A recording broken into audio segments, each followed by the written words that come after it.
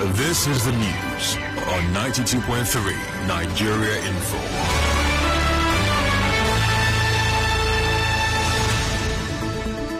On the news this morning, IGP appoints DCP Tunji Disu as replacement for Abba Kyari. Governor Wike sends 3 bills to Rivers State House of Assembly. Court asks APC, Rivers APC, CTC chairman to maintain status quo. UPTH, RSUTH resident doctors join indefinite nationwide strike. On the foreign scene, Bill and Melinda Gates finalize their divorce. In business, Rivers State government orders complete shutdown of trading activities around Uginigba Slaughter Market in Transamadi. I am Ifeemi Andrew. The Inspector General of Police, Usman Alkali Baba, has approved the posting of DCP Tunji Disu as the new head of the Police Intelligence Response Team (IRT). In a statement from Forces Headquarters Abuja, the IGP said the posting is to fill the leadership gap within the IRT and refocus the unit for better service delivery. He charged DCP Disu to demonstrate his professional competence in his leadership of the unit. Prior to his appointment as the new head of the IRT, DCP Tunji Disu, a former commander of the Rapid Response Squad RRS Lagos State, was the Deputy Commissioner of Police, Department of Operations, Force Headquarters, Abuja. A political analyst, Kenneth Nweke, says the suspension of DCP Abba Kyari by the Nigerian Police Force shows the neutrality of the government and the fraud allegation against him. In an interview with our correspondent, Professor Nweke commended the police for acting swiftly to save the image of the police before the international community. There is nothing else that the Nigerian police could have done other than place a suspension order on Abba Kyari while the investigations, last. Of course, this particular case has brought some bad image before Nigeria and Nigerians in the international community. I think that in swiftly reacting to the allegation by FBI, what the Nigerian police have done is something that must be commended. Away from that, operatives of the Benue Joint Security Patrol Team have killed 3 suspected kidnappers and rescued the wife of the State Commissioner for Land and Survey, Aondova Onenge Bernard. Mrs. Onenge was kidnapped around July 29, shortly after she returned from Daudu Town, an outskirt where she went to visit her parents. Reports say 3 other suspected kidnappers escaped during a gun battle. The Benue State Governor Samuel Autumn spoke as the police paraded the bodies of the suspects. The Nigerian police have shown professionalism. They have risked their lives and were able to trace these kidnappers and apprehended them after a heavy gunfire exchange. And they gunned them down, and I'm sure some of them escaped, but I'm very sure that they will also be apprehended. And they succeeded in rescuing my commissioner's wife and the driver that 4 days ago were kidnapped by this group. AIG, I want to commend you and your team and all those who supported and made available information to the police to be able to apprehend these people. Governor Nyesom Wike has sent 3 executive bills to the Rivers State House of Assembly for consideration and passage. The bills are the public prohibition of open rearing and grazing of livestock, a bill seeking to amend the Rivers State Child Rights Law 2020, and a bill seeking to rename Produce House, Waterlines House, Old Abba Road Liberation Stadium, Elelewon Road, and Judges Quarters.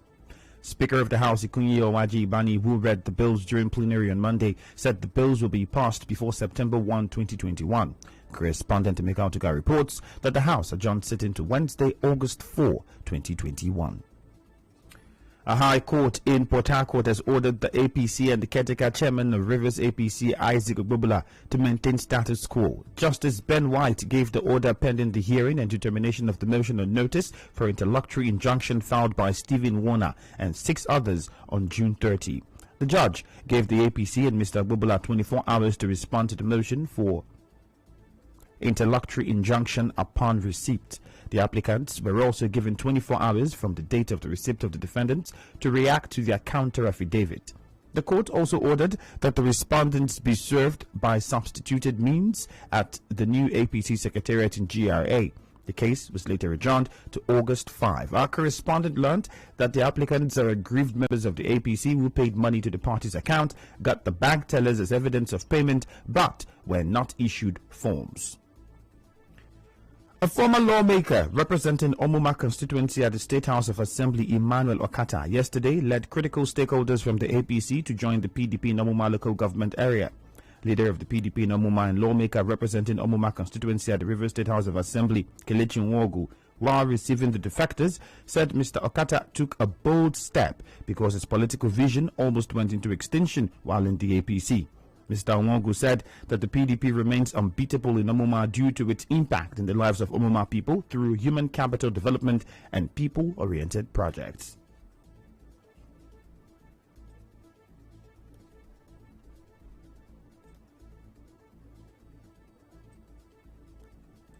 A former member of River State House of Assembly, 2 former councillors, they are all here with him today to join the People's Democratic Party. If we are not doing well, they wouldn't agree to come and join us. I want to welcome you to the party that you built together.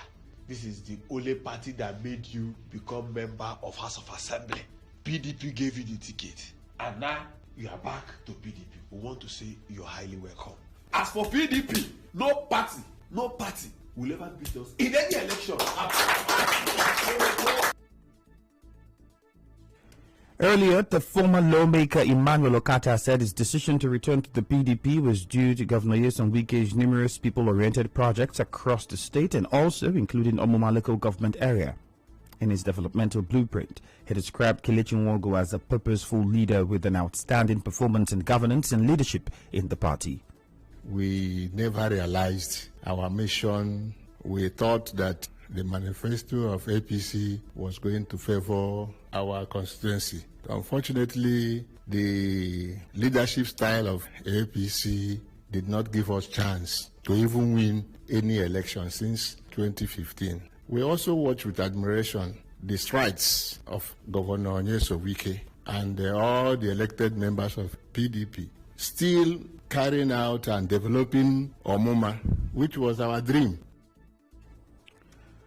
The former lawmaker claimed that his former party APC is a symbol of disunity as shown in their seeming perpetual leadership tussle that appears not to be resolved. We have struggled, but we can't win because the people have accepted PDP as their party. I find it difficult to introduce myself as an APC member in Omuma because there is nothing. There is virtually nothing. There is nothing apart from waiting for railway. I don't think railway after passing through Ogwe will pass through Omuma again. So it's better you join hands with people that are thinking about progress, making progress. That's why we decided to come.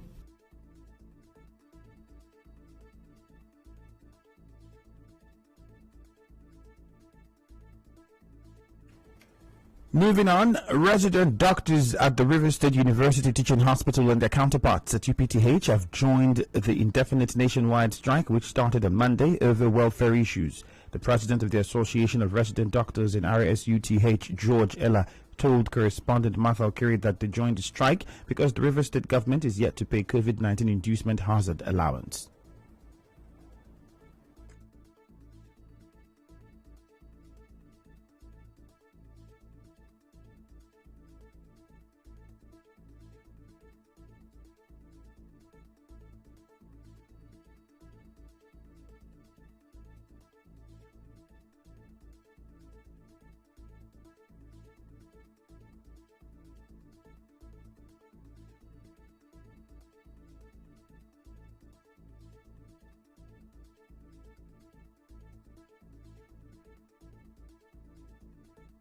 Dr. Ella also said the shortage of workers in the health sector of the state has created a heavy burden and more workload on doctors.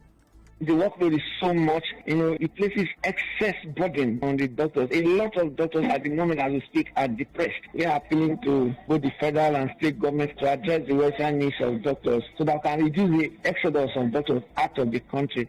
For us who are resident doctors at the River State University Teaching Hospital, we are not paid the COVID-19 allowance, despite the fact that we are dangerously exposed to the COVID-19 virus disease. Right now, we are on the 3rd wave. As we speak, there's one of our members who is currently down because of attending to a patient. And of course, those who are exposed, they are all at risk now. So the payment of COVID-19 inducement hazard allowance is just a morale booster for us.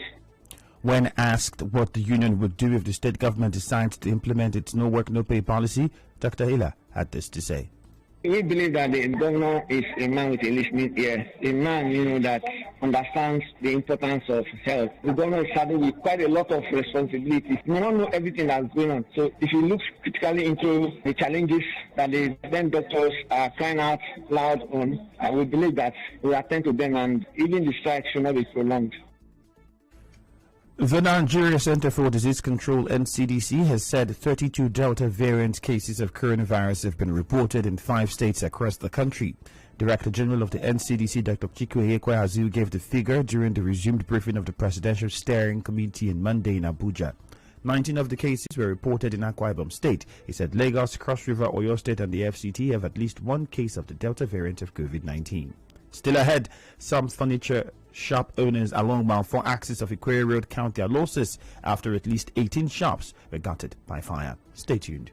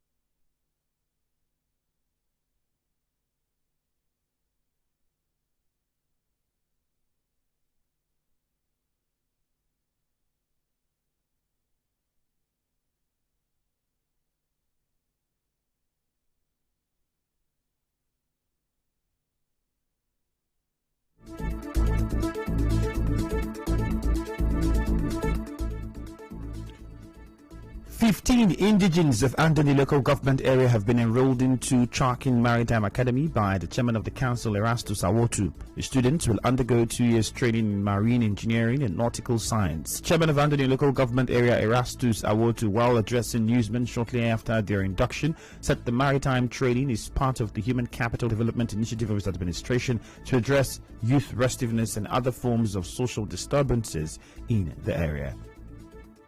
This is one of the things I had already conceived before I came into office, so immediately I had the opportunity, I had to start working on it. Every year we keep requesting, our people keep requesting for job opportunities, and they will tell you that you don't have the manpower to take the excuses off those multinational companies and create opportunities for our young people. We hope that these ones will go ahead and better where we come from. I hope to see more of our youths being independent and useful to themselves and to the society. I'm also hoping to persuade some of the companies there, as part of their corporate social responsibilities, to key into this vision and also increase the number apart from sustaining it annually. The Chief Executive Officer of Charkin Maritime Academy, Dr. Charles Wami, speaks on the benefits of the program. We're preparing them to be merchant navy officers. Can I assure you, in the next couple of years, these cadets you are seeing here today will turn out to be captains and chief engineers on board ships, trading on international waters and, of course, on Nigerian waters also. But this is the right time, because globally, the world is in deep shortage of merchant navy officers. So what the chairman of Andoni Local Government Council has done is the right step in the right direction. They have set a pace for other local government chairmen, to step on. So we appreciate him, and the maritime education and training industry is a thing of pride.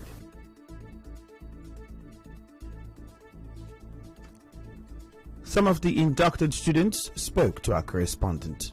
They will improve my entrepreneurial skills, make me innovative, and give me the opportunity of being a seafarer.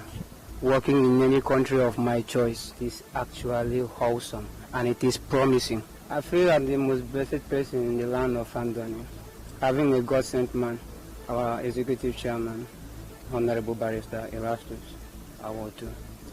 I'm going to be the best in this life. Over 200 persons wrote the exam, and we're just 15 that passed. And we're here. I feel happy about it. And all thanks to the local government chairman of Andoni. I'll try my best to come out with flying colors. The people of Umba Ward 18 in the Che local government area on Monday went into wild celebration as the council chairman Ubina Anyanwu flagged off the construction of community secondary school Umwede Umba. Speaking at the flag off, Dr. Anyanwu said he will continue to justify the confidence reposed in him by the electorate through execution of people-oriented projects across all wards in the area. He pointed out that the school project is in fulfillment of his campaign promise, saying his administration will not play politics with the development of the area. Today is another remarkable day. For me, I'm a servant chairman, and my duty is to serve a Che, and I will serve a Che to the best of my ability. Today, we are in Mba. By the grace of God, tomorrow we might be in another place. A Che is a big place. As chairman, I have no excuse but to deliver the dividends of democracy. We will make sure that this administration will hit the 19 wards of a Che. That is our target. On his part, former Supervisory Council for Sports and Culture Nnamdi Wanaka commended Dr. Anyanwu's outstanding performance and visionary leadership style and thanked him for keeping to his promise to the people. Mr. Chairman, I want to start by thanking you. I want to thank you for the developmental strides that cut across the 5 clans of a Che local government during your first tenure. In this, your second tenure, this is just 1 month. You decided to digress to the world level. We have gone to Nihi, we have gone to Ibodo. Today we are here in Mbakland to flag up another project. Mr. Chairman, I say thank you, sir. I want to assure you that we are solidly behind you. Wherever you are, that is where we will be. Also speaking, Councillor representing Umba Ward 18, thank God Igbule, appreciated the chairman for citing such gigantic project in the area. According to what the Bible said, I have seen it. I will also hear it. The development you have brought in Mba here, beginning from now, Mba will give you what you want. And they want to tell you that God, who brought you here, will take you home safely and will continue to give you the wisdom to pilot the altar of a Che. Our correspondent reports that the community secondary school Umwede Umba, when completed, will have 6 classrooms, head teacher's office, staff room, water supply, and 4 toilet facilities, including a revamped football pitch.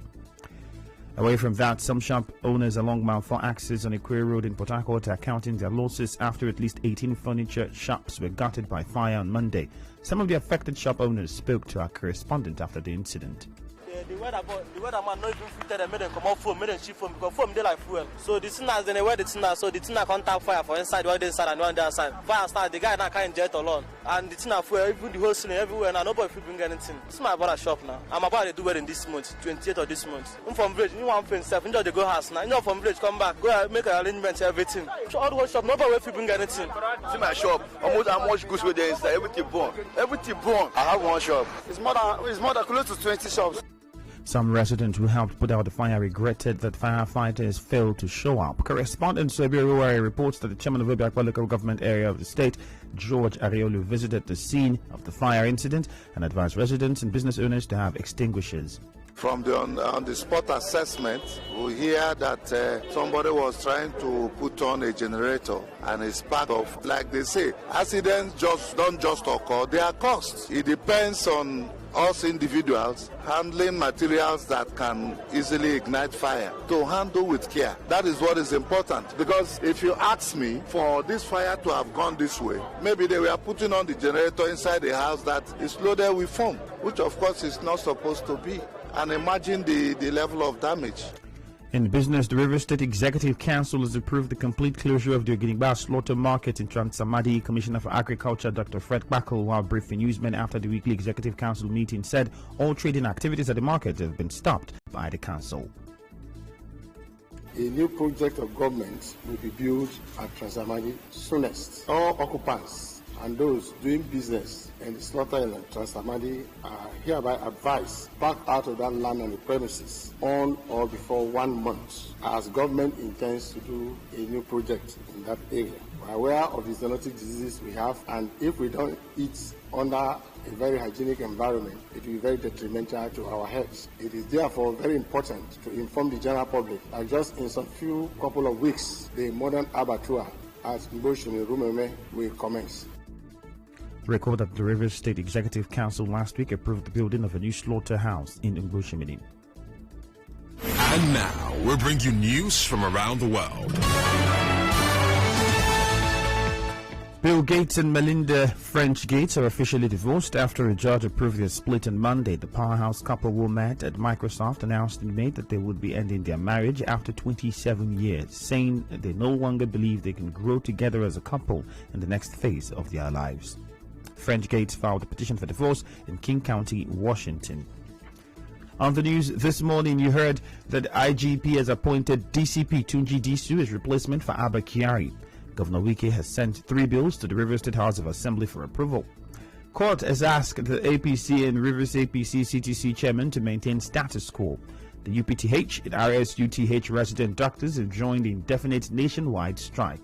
On the foreign scene, you heard that Bill and Melinda Gates have finalized their divorce. In business, the Rivers State government has ordered complete shutdown of trading activities around the Oginigba Slaughter Market in Transamadi. The news was edited by Enoho Ogbeveri. Contact our newsroom at 0818 900 0017. Cloudy weather expected in Port Harcourt this morning. I am Ifeemi Andrew. Thank you for listening and have a great day ahead.